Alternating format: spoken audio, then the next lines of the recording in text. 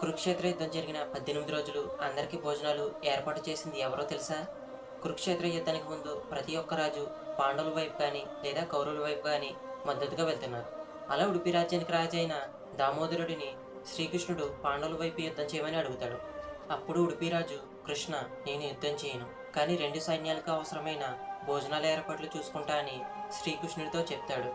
ఇలా కురుక్షేత్ర యుద్ధం జరిగిన అన్ని రోజులు ఒక్కరికి ఎక్కువ కాకుండా అలాగే ఒక్కరికి తక్కువ కాకుండా అందరికీ సరిగ్గా సరిపోయేలా ఉండేవారు. యుద్ధంలో ఎంతమంది చనిపోతున్నారో ఉడిపి రాజుకు ముందే ఎలా తెలుస్తుంది? అసలు భోజనాల వెనుకున్న రహస్యం ఏంటని ధర్మరాజు ఉడిపి రాజుని అడిగినప్పుడు ఉడిపి రాజు ఇలా చెప్తాడు. ధర్మరాజా, నేను ప్రతిరోజు రాత్రి ఉడికించిన పల్లీలను శ్రీకృష్ణుడికి ఇస్తాను. ఆయన తినగా మిగిలిన పల్లీలను లెక్కించి అవి ఎన్ని ఉంటే అన్ని వేల మందికి తగ్గించి ఆహారం చేస్తాను అని చెప్తాడు. అప్పుడు ధర్మరాజు సర్వం తెలిసిన సర్వజ్ఞుడు శ్రీకృష్ణుడే కదా అని మనసులో అనుకుంటాడు.